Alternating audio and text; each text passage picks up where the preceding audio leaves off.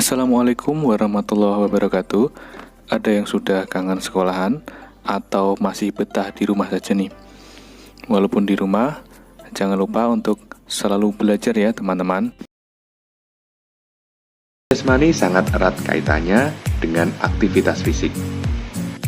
Kebugaran jasmani sering disebut dengan kesegaran jasmani, yaitu kemampuan seseorang untuk melaksanakan aktivitas sehari-hari tanpa mengalami kelelahan yang berarti, dan dengan sisa tenaga yang dimiliki masih dapat menikmati waktu luang.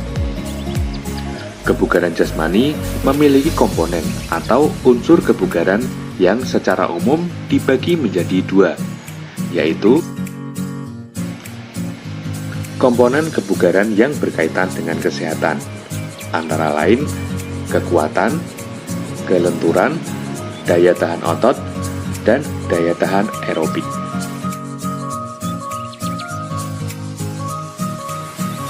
Komponen kebugaran yang berkaitan dengan keterampilan antara lain koordinasi, kelincahan, kecepatan, daya otot, keseimbangan, ketepatan, dan kecepatan reaksi.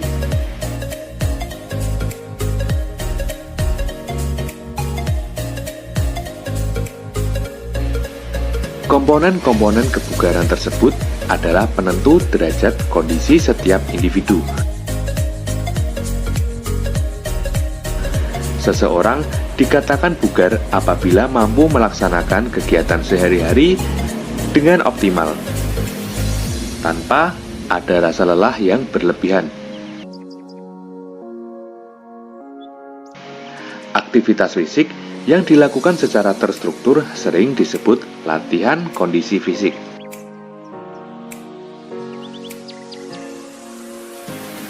Selain dapat meningkatkan kebugaran jasmani, juga merupakan program pokok dalam pembinaan siswa untuk berprestasi dalam suatu cabang olahraga.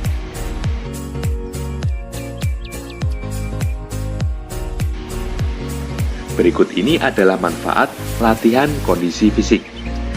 Yang pertama adalah mencegah penyakit jantung, mencegah diabetes atau penyakit gula, mencegah obesitas atau kegemukan, dapat menurunkan tekanan darah tinggi, menurunkan resiko penyakit kanker, dan membentuk postur tubuh menjadi lebih baik. Demikian sedikit materi tentang kebugaran jasmani. Belajar ya teman-teman.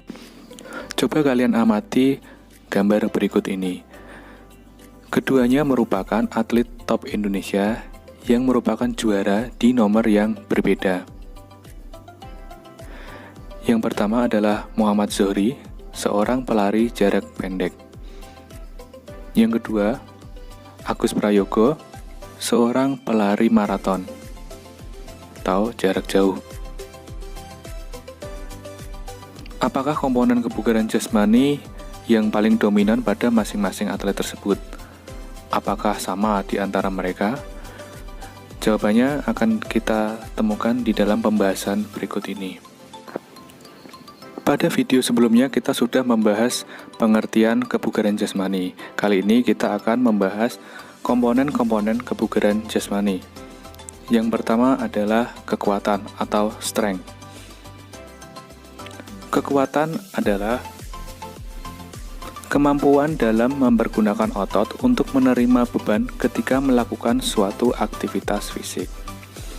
Contoh latihannya adalah push up, back up, sit up, pull up, squat, lunge. Olahraga yang membutuhkan kekuatan yang baik antara lain tolak peluru, lontar martil, dan angkat besi.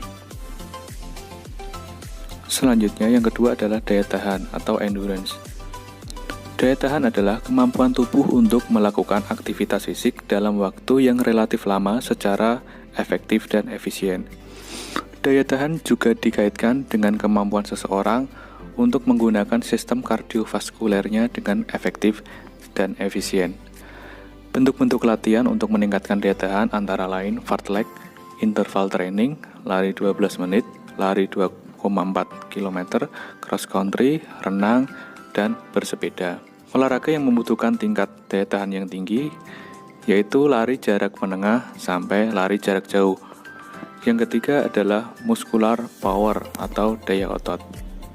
Daya otot adalah kemampuan seseorang untuk memaksimalkan kekuatan dalam waktu yang sesingkat-singkatnya.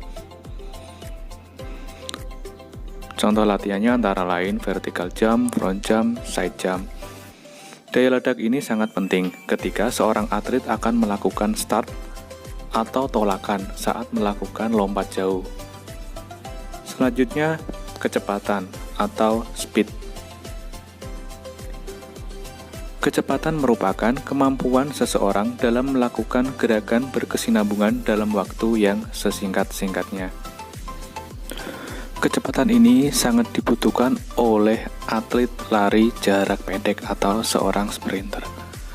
Yang kelima adalah kelenturan atau flexibility.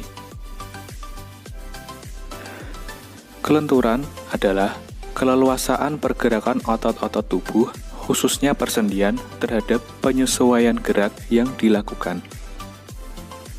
Olahraga yang membutuhkan tingkat fleksibilitas yang tinggi antara lain senam lantai dan senam ritmik.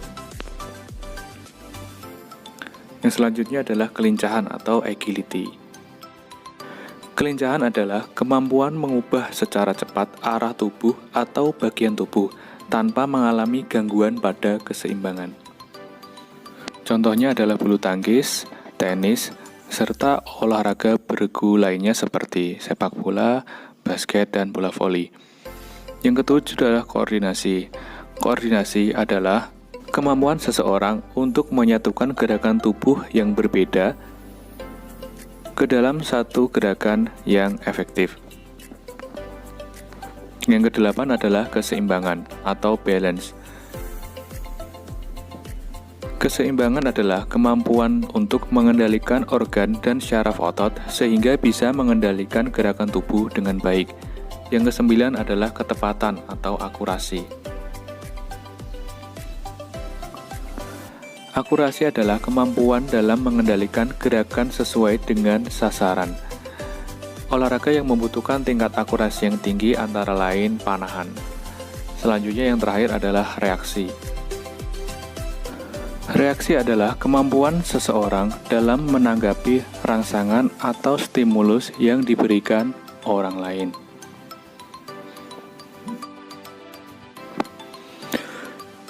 Dari penjelasan di atas, kita dapat mengetahui bahwa pelari jarak pendek membutuhkan tingkat kecepatan yang tinggi, sedangkan pelari jarak jauh membutuhkan daya tahan yang baik.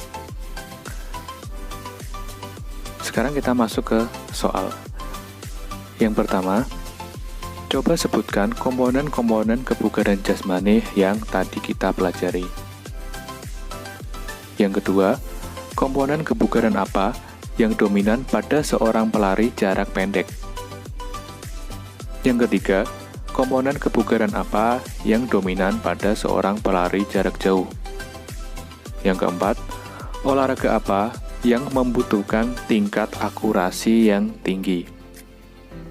Yang terakhir, sebutkan 3 gerakan yang dapat dilakukan untuk melatih kekuatan.